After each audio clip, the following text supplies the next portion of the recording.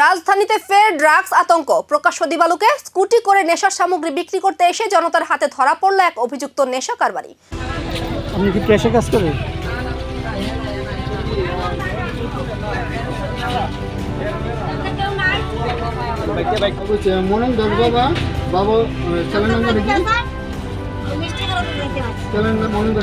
ঘটনা এয়ারপোর্ট থানাধীন বৃন্দাবন চৌমুহনী এলাকায়।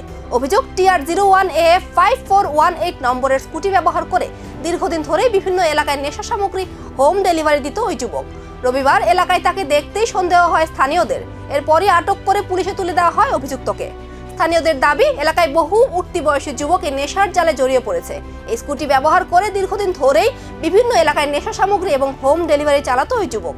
তাদের দাবি, অভিযুক্ত ছনমুড়ি এলাকার বাসিন্দা। রবিবার অভিযুক্তকে এলাকায় দেখেই সন্দেহ হয় তাদের। এরপর একে আটক করে তুলে দেওয়া হয় এয়ারপোর্ট থানার পুলিশের হাতে। স্থানীয়দের অভিযোগ, এই নেশা চক্রের কারণে বহু উঠতি বয়সী যুবকের জীবন ধ্বংসের মুখে। তাই অভিযুক্তের বিরুদ্ধে কঠোর আইনি পদক্ষেপের দাবি তুলেছেন এলাকাবাসী। তোমারে তারা কে লেগে আটক করছে? কিতা করতেছো?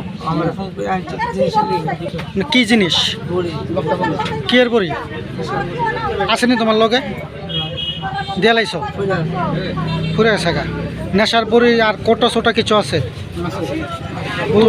তুমি কতদিন ধরে এদিকে মানে এইগুলি মানে ব্যস্ত আছো বা দিতেছ? হ্যাঁ, কয়েকদিন।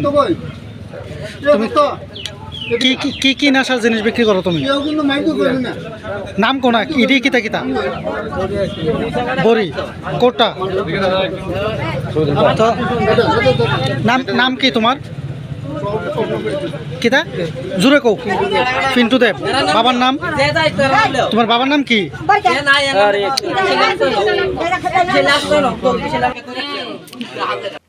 নেশার বিরুদ্ধে এবার রাস্তায় নেমেছে সাধারণ মানুষ। কিন্তু প্রশ্ন একটাই, একজন ধরা পড়লেও আড়ালে কি এখনো সক্রিয় বড় কোনো চক্র?